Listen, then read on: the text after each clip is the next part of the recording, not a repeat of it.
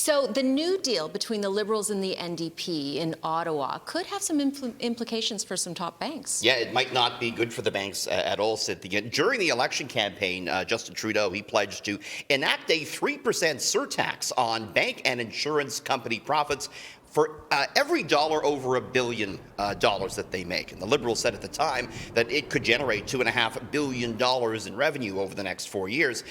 There was no movement on this issue since the election. However, the banking surtax appears to now be back on the table as part of this agreement that will see the NDP support the Trudeau minority government. During this morning's press conference, the Prime Minister said he would be addressing the profits made by financial institutions during the pandemic. Cynthia, Canadian banks, they made record profits during the pandemic, while, of course, unemployment surged.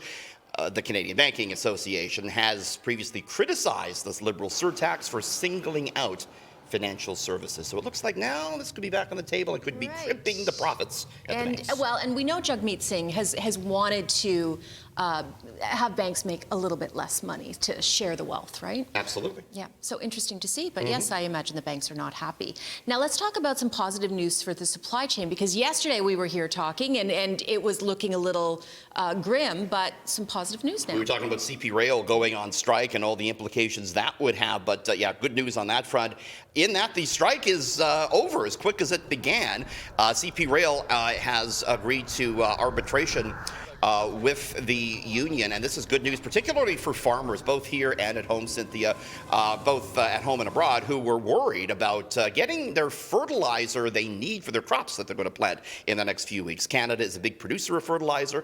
A lot of it moves on railways, including CP Rail. It had shut down operations Sunday, but the railway says it's going to get up and running lickety-split. Federal Labour Minister Seamus O'Regan said the outcome is, quote, further evidence that when employers and unions work together, that good things can happen. But Ottawa had been under pressure to enact back-to-work legislation that this thing dragged on. Definitely. I mean, the implications were pretty rough for many.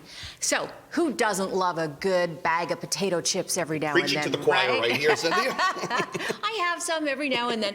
But there are changes coming due to inflation, and not a lot of people are going to be happy to hear this. Especially if you're a fan of Doritos, Sin. Every bag of Doritos is now going to have 5 fewer chips, believe it or not. The big ones or small ones that I think break this off? is the big bag they're talking about. I don't buy the small bags, Sin. I wouldn't know. It's called shrinkflation, though, and this is something that we've seen a lot of brands do.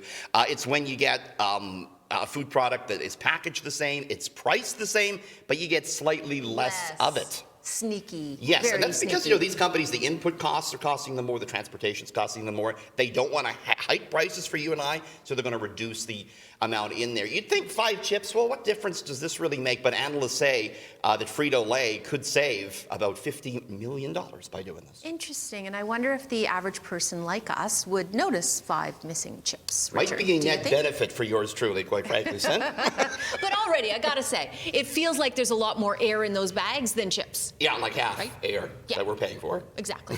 Well, all right, rarefied air. Richard, always great to talk to you. Thank you very much.